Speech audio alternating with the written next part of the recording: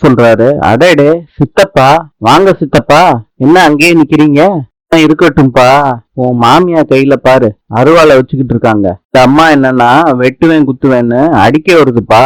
என்னப்பா குடும்பம் அது? உன் வாழ்க்கைய நினைச்சா எனக்கு ரொம்ப கஷ்டமா இருக்குப்பா. இப்படி போய் இந்த குடும்பத்துல போய் மாட்டிக்கிட்டப்பா. எனக்கு ரொம்ப சந்தோஷமா இருக்கு சித்தப்பா. எனக்காண்டி இப்படி எல்லாம் யோசிக்கிறீங்க? ரிசப்ஷன்லாம் நல்லபடியா முடிஞ்சுச்சா? அதெல்லாம் நல்லபடியா முடிஞ்சிருச்சுப்பா. நீ வந்துருவேன்னு எதிர்பார்த்தேன், ஆனா நீ வரலையே. ஆமாண்ண, அப்பா சொல்றது கரெக்டு தான். நீங்க அங்கதானே இருந்தீங்க, வந்திருக்கலாம்லண்ணே. மாதிரி அன்பா மேரேஜுக்கு இன்வைட் பண்ணியாப்பா? என்ன தம்பி, இப்போதுக்கு அதெல்லாம் பத்தி பேசிக்கிட்டு இந்த மாதிரி சூழ்நிலையில இந்த கல்யாணம் நடந்துச்சுன்னு உங்களுக்கு தெரியும்ல? பாருங்க தம்பி, உங்க வீட்டம்மா பண்ணி வச்ச வேலையாலதான் இப்படி அவசரமா பண்ண வேண்டிய கல்யாணமா ஆயிப்போச்சு. அப்புறம் நானே உங்களை நேர்ல பார்த்து ரிசப்ஷனுக்கு இன்வைட் பண்ணேனா இல்லையா? நீங்க எனக்காச்சும் ரிசப்ஷனுக்கு வந்திருக்கலாமே தம்பி. கொடைக்கானல்ல வாக்கிங் போய்கிட்டு இருக்கப்போ பட்டாசெல்லாம் வெடிச்சு எங்களை சுத்தி டான்ஸ் எல்லாம் ஆடி பஞ்ச் டைலாக் எல்லாம் பேசி நக்கலா ரிசப்ஷனுக்கு வான்னு சொன்னீங்களே, நாங்க சீரியஸா மதிச்சு ரிசப்ஷனுக்கு வந்திருக்கணுமா? இப்ப விஜய், கொடைக்கானல்ல பட்டாசெல்லாம் வெடிச்சாங்களா? அதே அராஜகம் தான். மாப்பிள்ள சொன்ன மாதிரியே பொண்ணு மாப்பிள்ளைய அழைச்சிட்டு வந்துட்டீங்க போல. அதையும் அராஜகமா பாக்குறீங்க? இந்த பொண்ணு காவேரி பண்ண வேலையால என் சம்மந்தி சட்டையெல்லாம் நனைஞ்சு போச்சு. பாருங்க எவ்வளவு ஈரமா இருக்குன்னு. இந்த கல்யாணம் நடக்க கூடாதுன்னு காத்துக்கிட்டு இருந்தாங்க இந்த குடும்பம். எல்லாத்தையும் மீறி நாங்க இந்த கல்யாணத்தை ரொம்ப சிறப்பா நடத்தி முடிச்சிருக்கோம். சம்மந்தி கொஞ்சம் சந்தோஷப்பட்டாரு, அதனால வெடி வெடிச்சோம். இதெல்லாம் குத்தம்னு சொல்றீங்களே மாமா. இந்த காவேரி பண்ணதை விட நாங்க அதிகமாவா பண்ணிட்டோம்? நான் அன்னைக்கே சொல்லிட்டேனே மாப்பிள்ள, நீங்க சொல்றத ஏத்துக்கிறதாவே வச்சுப்போம். கொடைக்கானல போய் கும்பலா பண்ணிருக்கீங்களே, அதுக்கு என்ன பேரு? அராஜகம் தானே. சின்ன பையன் மாதிரி சில்லறத்தனமா பண்ணிக்கிட்டு அதை நியாயப்படுத்தி வேற பேசுறீங்களா? சம்மந்தி, இதுக்கு மேல இங்க நிக்கிறது சரியில்லை, வாங்க போலாம். கொஞ்சம் பொறுமை சம்மந்தி, நமக்கு இடமா இல்ல, வாங்க சம்மந்தி போலாம். போறதுக்கு இடம் இல்லாமையா பெரியவர் பேசுறத கேட்டுக்கிட்டு இருக்கேன்? கல்யாணம் முடிஞ்சு புகுந்த வீட்டுக்கு இன்னும் போகல, அதுக்கு எவ்வளவு பெரிய கஷ்டம் இருக்கும். பொண்ணை பெத்துட்டேங்க, பொறுத்து தானே போகணும். என்ன சம்பந்தி நீங்க அந்த காலத்து ஆளு மாதிரி பேசுறீங்க? காலத்துக்கு உதவாத பேச்செல்லாம் பேசுறீங்க. பொண்ணை மாத்திரமா கூட்டிட்டு போறீங்க, மாப்பிள்ளையும் சேர்த்து தானே கூட்டிட்டு போறீங்க. அப்புறம் எதுக்கு இந்த மாதிரி பேச்சு? சம்பந்தி, நீங்க சரின்னு சொல்லுங்க, வீட்டோட சம்பந்தியாவே நாங்க வந்துடுறோம். இங்க நின்னுக்கிட்டு அசிங்கப்படுறத விட்டுட்டு உங்க வீட்டுல வந்து கௌரவமா இருப்போம் சம்பந்தி. உங்க பொண்ணும் அப்பா அம்மா கூட இருக்கோன்னு சந்தோஷமா இருப்பாள்ல. இதான் உங்க சம்பந்தியே சொல்லிட்டாங்கல்ல, பொண்ணு மாப்பிள்ளைய கூட்டிட்டு கிளம்புங்க. நான் வரமாட்டேன்ப்பா, இங்கதான் இருக்க போறேன். மாத்திரம் நீங்க கூப்பிட்டீங்கன்னு நான் வந்தேன்னா காவேரி கிட்ட முத நாளே தோத்த மாதிரி ஆயிரும்பா. சம்பந்தி, என் மருமக என்ன சொல்லுது? சரி சம்பந்தி, நம்ம கிளம்பலாம். நீங்க வேணா போங்க, எனக்கு இதுதான் வீடு, நான் இங்கதான் இருப்பேன். என்ன அஜய், தாத்தா உன்னை கிளம்புன்னு சொல்றாரு, எதுவும் பேசாம அப்படியே நிக்கிற? உனக்கு சொந்தமான வீடு தானே. என்ன அஜய் இந்த மாதிரி பயந்துகிட்டு இருக்க? இல்லப்பா அஜய், ஒண்ணுமில்ல தாத்தா.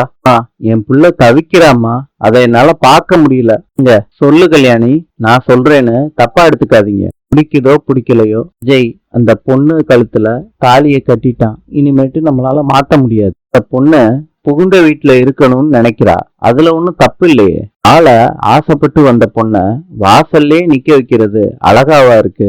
அவ்வளவு சொல்றேன், இன்னும் யோசிச்சுக்கிட்டே இருக்கீங்களே, எப்படிங்க அதெல்லாம்? இதுல உள்ள வர சொல்லுங்க. நீ ஒரு வார்த்தை சொல்லுப்பா, உங்க தாத்தா கிட்ட கேட்பாரு. என்ன விஜய் பண்ணலாம்?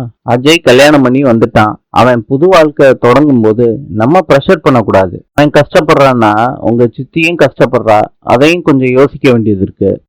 அதான் சொல்றீங்களே சித்தி கஷ்டப்படுவாங்கன்னு. போனா போட்டோம், உள்ள வர சொல்லுங்க.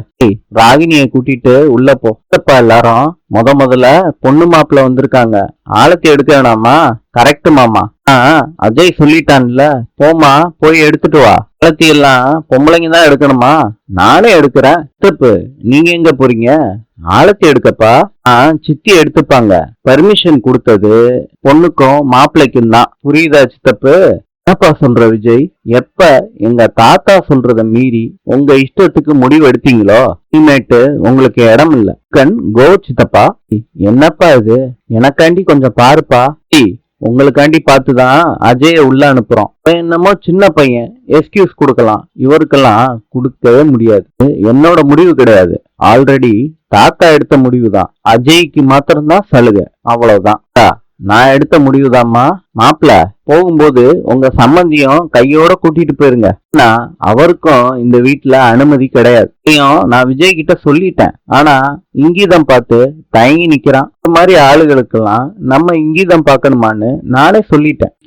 பட்டாசெல்லாம் வெடிச்சு ஆர்ப்பாட்டம் பண்ணீங்கல்ல, அது கொஞ்சம் மீதி இருந்துச்சுன்னா இன்னைக்கு வெடிச்சிட்டு சந்தோஷமா போங்க. சம்பந்தி இருங்க சம்பந்தி, அன்பு இதுக்கு மேல என்னால ஒரு நிமிஷம் நிக்க முடியாது. இப்படி நின்னா எனக்கு அசிக்கும். நான் சொல்றத கேளுங்கப்பா, நில்லுங்கப்பா, அவங்க கிட்ட பேசுறேன்ப்பா, நில்லுங்கப்பா. நான் இங்க இருந்தா அசிங்கம், சாரிப்பா, என்ன மன்னிச்சிருங்கப்பா.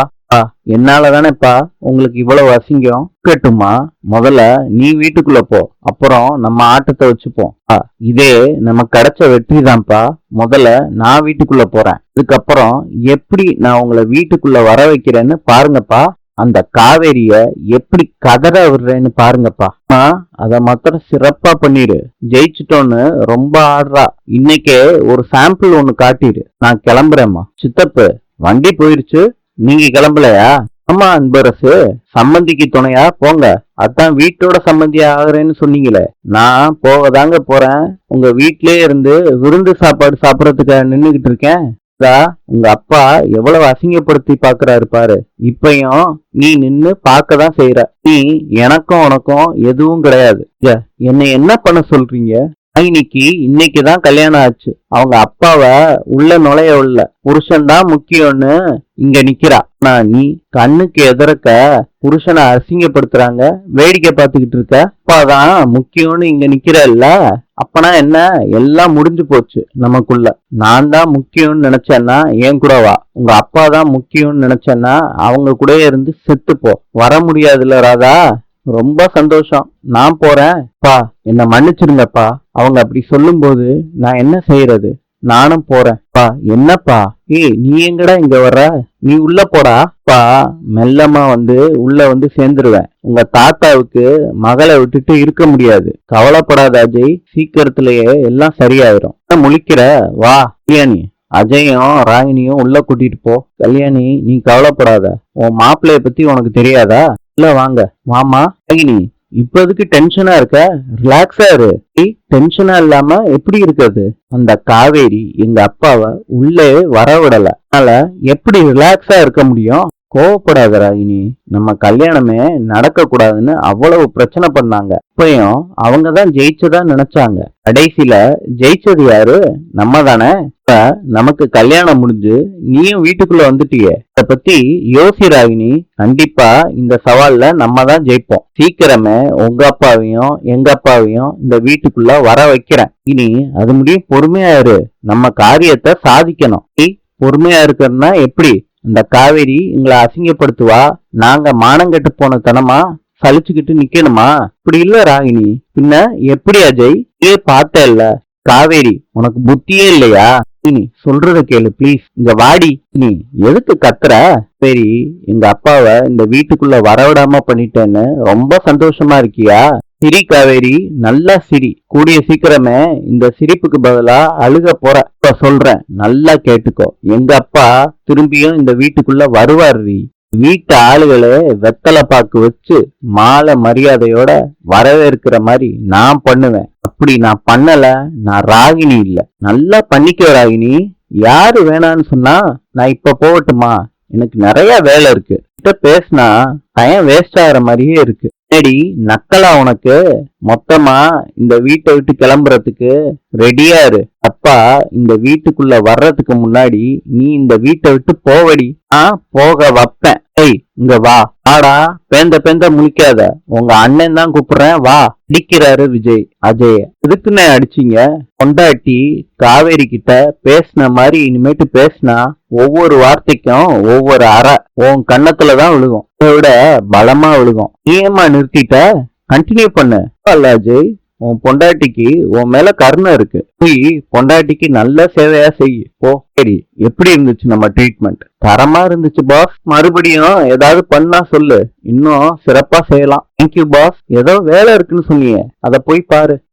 எந்த வேலையும் இல்ல பாஸ். அவ பேசின பஞ்ச் டைலாக்க கேக்குறத விட்டுட்டு வெட்டியா உட்கார்ந்தாலே குவாலிட்டியா டயத்தை ஸ்பெண்ட் பண்றதுக்கு சமம்.